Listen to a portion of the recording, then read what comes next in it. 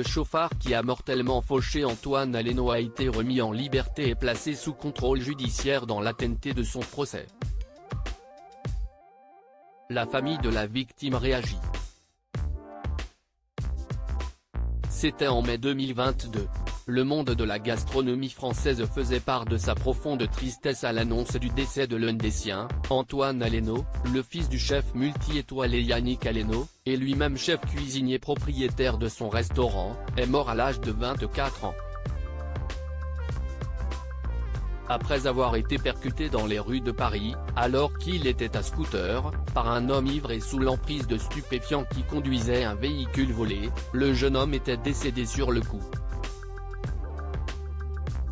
Grandement soutenu par des personnalités du milieu, la famille du jeune homme, très affectée par cette disparition, s'est tout de suite librement exprimée sur les circonstances du drame.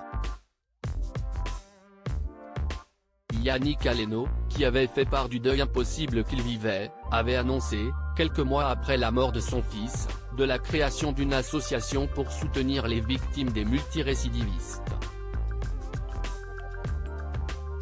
Vive émotion en effet, le suspect dans la mort de son fils était connu des services de police et surtout recherché en raison d'une peine de prison qu'il n'avait pas effectuée.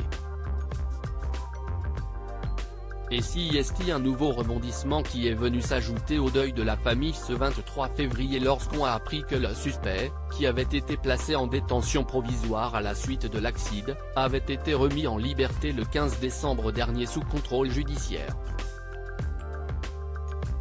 La famille du jeune homme, par le biais de l'association qu'elle a créée, a réagi dans un communiqué. L'association partage la vive émotion suscitée par l'information selon laquelle l'auteur de l'accident qui a causé la mort d'Antoine Aleno a été remis en liberté. Dans de telles circonstances, l'association regrette que la loi française ne permette pas de maintenir en détention provisoire l'auteur des faits jusqu'au procès, est-il écrit.